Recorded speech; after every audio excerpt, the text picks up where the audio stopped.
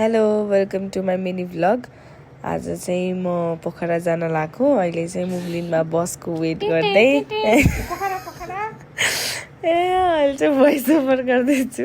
अनि अहिले हामी होटल पुग्यौँ। होटल पुगेर यहाँ चाहिँ वेटिङ रुममा भेनाजुलाई वेट गर्दै थियौँ। अनि एकछिनपछि भेनाजु आउनुहुन्छ। डुङ डुङ 1 2 3 टेन अझै आउनु भएन। 1 2 3 हिरोको एन्ट्री भयो। त्यसो चाहिँ हामी अब जान्छौँ किनभने हाम्रो लागि नयाँ नयाँ थियो नि त।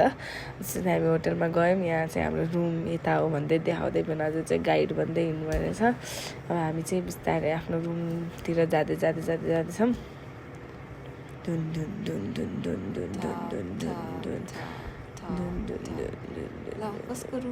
ल यो तिमीहरूको रुम हो भनेर यसरी देखाउँदै हुनुहुन्थ्यो। अनि हामी चाहिँ पहिला जाने बित्तिकै वासरुमतिर आँखा गयो। अनि त्यसपछि यस्तो खाटमा हेरेको त सुझ्दै त झन् माते भनेर जस्तो लाग्छ भोलिको टिका लाएर। अनि त्यसपछि अनि यसो हक गऱ्यो भनेर एउटा त घाइते भएर बसेको रहेछ। अनि त्यसपछि फेरि हामी अब अर्को कोठा हेर्न जाऊँ भनेर भेनाजु फेरि अगाडि जानुभयो। हामी पछि जाँदैछौँ। अनि त्यहाँबाट चाहिँ हामी माइजूको कोठा मामा माइजूको कोठा हेर्न भनेर गयौँ। भेनाजुले चाहिँ आफ्नो कोठा देखाउनु भएकै छैन, त्यहाँ फोहोर हुन्छ भनेर है। अनि हामी भित्र छिरेर मामाले माता भने माते पिता भनेर जस्तो हुन्छ। अनि माइजू त कपाल मसार्दै हुन्थ्यो भन्दै के भन्नुभयो त माइजूले।